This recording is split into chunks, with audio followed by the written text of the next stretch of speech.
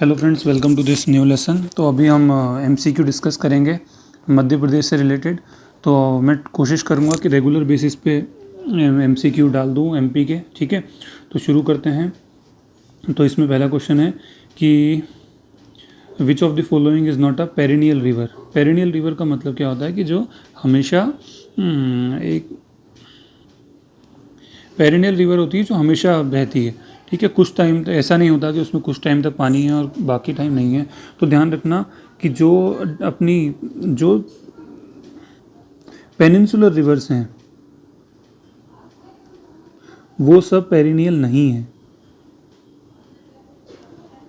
और बाकी जो आपकी गंगा गंगा बेसिन है, यमुना बेसिन है, वो सब क्या है, आपकी पेरिनियल है। तो आपकी यहाँ पे क्या हो गया, आपका ब्रह्मपुत्र जो है आपकी नदन रिवर है, भागीरथी, ठीक है, वो भी वहीं है। हुगली गंगा की डिस्ट्रीब्यूटरी है। ठीक है, नर्मदा जो है वो आपकी पेनिनसुलर रिवर है, तो ये जो है पेरिनियल नहीं है। ठीक है, इसको ध्यान रखना है। अगला क्वेश्चन है आपका कि number of districts in Madhya Pradesh before bifurcation. तो आपको यहाँ पे ये ध्यान रखना है, देखो मध्य प्रदेश बना 1956 में, तो उस टाइम थी 43।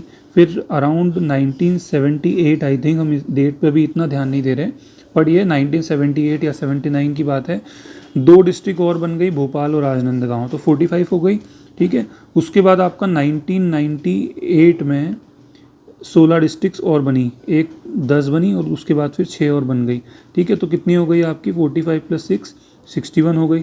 ठीक है, फिर 61 ही रही। उसके बाद जब 2000 में छत्तीसगढ़ अलग हुआ तो बाइफर्केशन हुआ। बाइफर्केशन के टाइम जो है 16 डिस्ट्रिक्ट अलग हो गई, तो 61 - 16 कितनी हो गया आपकी 45। तो ये आपको ध्यान रखना है 45। तो इसका आंसर क्या आएगा, बिफोर बाइफर्केशन, मतलब ये 2000 से पहले का पूछ रहा है, तो आंसर इज बिफोर बाइफर्केशन 61। ठीक है, उसके बाद क्वेश्चन है आपका कि खोजने में खो जाओ, which festival based on the idea of खोजने में खो जाओ। तो ध्यान रखना मांडू फेस्टिवल होता है, उसकी थीम इस बार थी खोजने में खो जाओ, और मांडू जो है आपका वो धार में है। ये पिछली बार पीएससी ने पूछा भी था।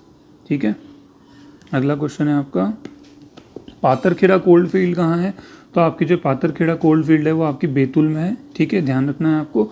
यह coal field thermal power plants होते हैं, जो coal based thermal power plants होते हैं उनमें कोल प्रोवाइड करती है। मध्य प्रदेश में भी करती है और उत्तर नीचे महाराष्ट्र में भी करती है। ठीक है, नंबर ऑफ, ये अभी मैंने आपको बताया 1956 में कितनी थी, तो अभी 45 और 43 में कन्फ्यूजन हो रहा होगा, तो आपको ध्यान रखना है 43 थी। ठीक है, और जब 2000 में छत्तीसगढ़ अलग हो गया तो 45 थी। ठीक है, ध्यान रखना है। कन्वर ट्राइब्स कहाँ, तो कन्वर ट्राइब आपके हैं शेड्यूल में। देखो ये प्लेसेस है ना, आप इसकी लोकेशन भी आपको थोड़ा सा मैप में माइंड में होना चाहिए, एकदम से मैप याद नहीं होगा अदरवाइज। तो ये जैसे आपका इधर मध्य प्रदेश है, ठीक है, तो ये आपका इधर जो है आपका ये अराउंड है यहाँ पे शेड्यूल, इस एरिया में। ठीक है, तो इसको हम बघेलखंड एरिया भी जो बोलते हैं, शेड्यूल में भी ये जो कन्वर ट्राइब्स होते हैं, ऐसा बोला जाता है कि ये कौरव्स की, जो कौरव थे, कौरव पांडव महाभारत में, उनकी लीनिएज में है। और ये जो ट्राइब है आपकी, ये छत्तीसगढ़ में भी पाई जाती है। ठीक है, अगला आपका क्वेश्चन है कि कौन सा फोर्ट है, which fort is situated at the confluence of Bichhiya and Beehar rivers. तो बिछिया और बीहड़ रिवर्स हैं आपकी, वो कौन से फोर्ट में, ध्यान रखना रीवा फोर्ट है, बहुत ही अच्छा सुंदर फोर्ट है।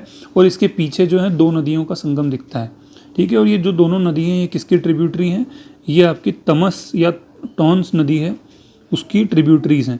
तमस और टॉन्स जो है आपकी वो कहाँ से निकलती है, वो आपकी निकलती हैं सतना से। ठीक है, तो सतना से निकलती हैं, और गंगा जो है आपकी, गंगा में ये मिल जाती है तमस और टॉन्स।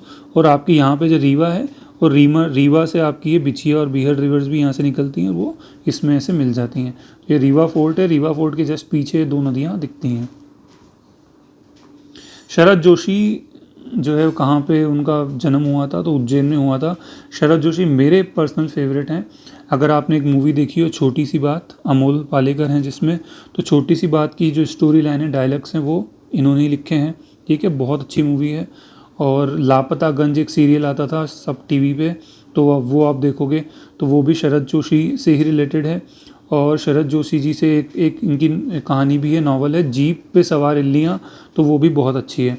तो शरद जोशी का जो जन्म हुआ था वो उज्जैन में हुआ था। उसके बाद ये क्वेश्चन बहुत बढ़िया है, ट्रीटी ऑफ रायसेन किनके बीच में हुई थी? ट्रीटी ऑफ रायसेन किसके बीच में हुई थी? इंग्लिश और भोपाल के बीच में हुई थी। हुआ क्या था, ये हुई थी 1818 में, 1818, ठीक है। तो 1818 ये आपको डेट ध्यान रखनी है। इंग्लिश और भोपाल के बीच में, अंग्रेज़ों के बीच में हुई थी। इसमें ऐसा हुआ था कि जो अंग्रेज़ों ने कहा था कि हम भोपाल की जो है प्रोटेक्ट करेंगे, किससे? अगर मराठा अटैक होता है तो हम भोपाल को प्रोटेक्ट करेंगे, ठीक है। तो ये ट्रीटी हुई थी।